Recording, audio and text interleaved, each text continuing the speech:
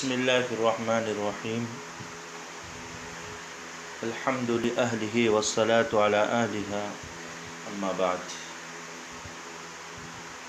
واما القیاس فهو مثل تسمیۃ اللواط الزنا قیاسا علی وطء النساء وتسمیۃ النبیذ خمرا قیاسا علی عصیر العنب۔ حضرت امام شیرازی رحمۃ اللہ علیہ نے باب کے ابتدا میں بتایا تھا کہ چیزوں کے نام اور الفاظ کی لغتیں چار جہتوں سے ماخوذ ہوتی ہیں، لغت سے، عرف سے، شرع سے، اور چوتھی جہت ہے قیاس۔ تین جہتوں کی تفصیلات بیان کرنے کے بعد اب آپ قیاس سے چیزوں کے نام کیسے متعین ہوتے ہیں اس کو بتا رہے ہیں۔ کیونکہ قیاس کہتے ہیں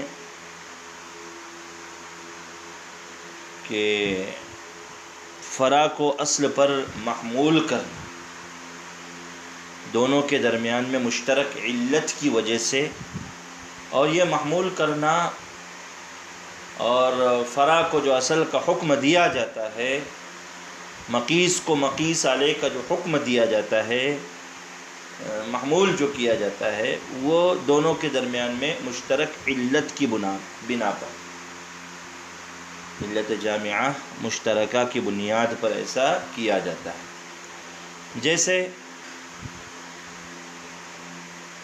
قیاساً لواطت کو بھی زنا کہتے ہیں، دبر کے میں جو بدفعلی کی جاتی ہے اس کو بھی قیاساً زنا کہتے ہیں، عورتوں کی وطی پر قیاس کرتے ہوئے۔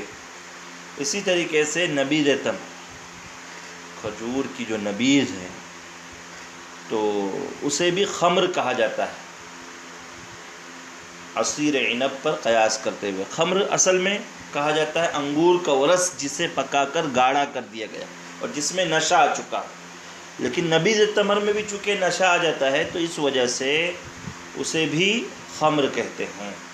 تو یہ قیاساً نام ہے، لواطت کو زنا کہنا یا نبیذ تمر کو خمر کہنا، یہ قیاساً نام ہیں جمہور کے نزدیک۔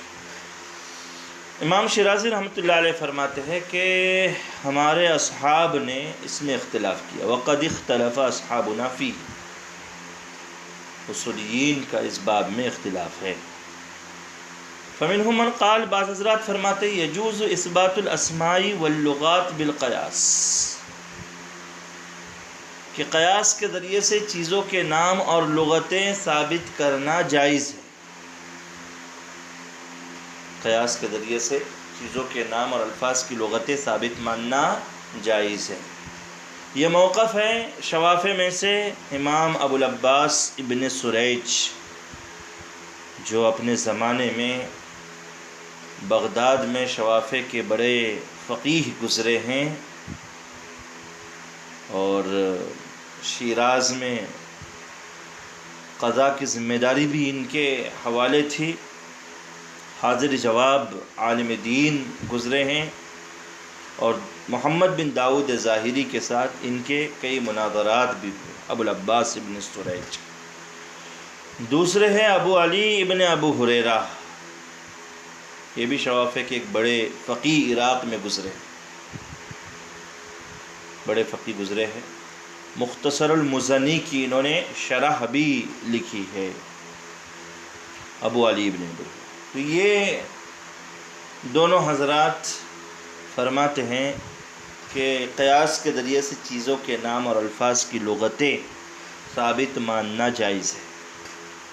اور بعض لوگوں کا خیال ہے وَمِنْهُمْ مَنْ قَالَ لَا يَجُوزُ ذَلِكَ، قیاس کے ذریعے چیزوں کے نام الفاظ کی لغتیں ثابت ماننا جائز نہیں ہے، لیکن امام شیرازی رحمۃ اللہ علیہ فرماتے وَالْأَوَّلُ أَصَحُّ، پہلا موقف جو ہے ابو العباس ابن سریج اور ابو علی ابن ابو ہریرہ رحمہم اللہ کا، یہ موقف اصح ہے، صحیح۔ کیوں؟ امام شیرازی رحمۃ اللہ علیہ فرماتے کہ دیکھیے لأن العرب سمت ما كان في زمانها من الأعيان باسم، عربوں نے اپنے زمانے میں موجود اعیان کے چیزوں کے نام متعین کیے ہیں۔ ثم انقرضوا، جن عربوں نے ان اعیان کے، ان چیزوں کے نام، اس عین کا نام متعین کیا تھا، وہ عرب اس دنیا سے رخصت ہو گئے۔ اب انقرضت تلک الاعیان، یا وہ اعیان، وہ چیزیں بھی رخصت ہو گئی۔ مثلا اس وقت کے عربوں نے اپنے زمانے میں موجود گھوڑوں کا نام فرس رکھ دیا، گدھے کا نام حمار رکھ دیا۔ پھر وہ عرب انتقال کر گئے، ان کے ساتھ وہ گھوڑے بھی آگے پیچھے وہ بھی چلے گئے۔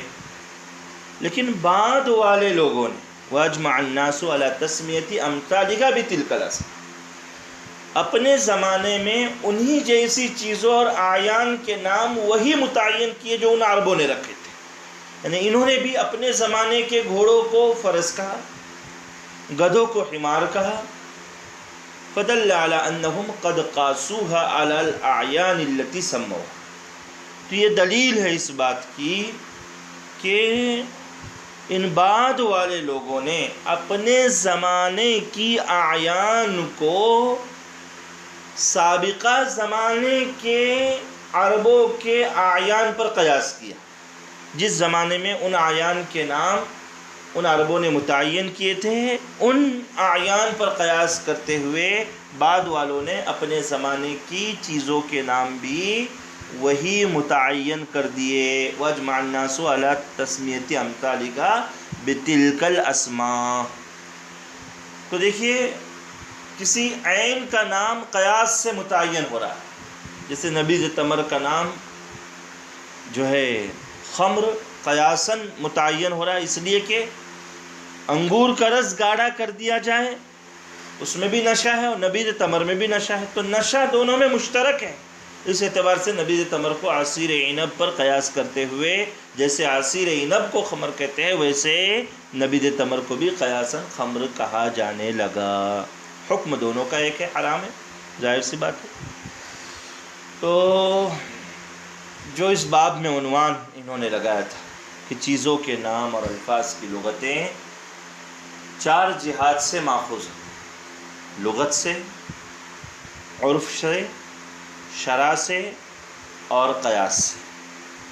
تو ان چاروں کا بیان الحمدللہ تفصیلی طور پر اور کس طریقے سے نام وغیرہ متعین ہوتے ہیں اس کے ساتھ انہوں نے واضح کر دیا ہے۔ تو یہ باب یہاں پر مکمل ہو گیا۔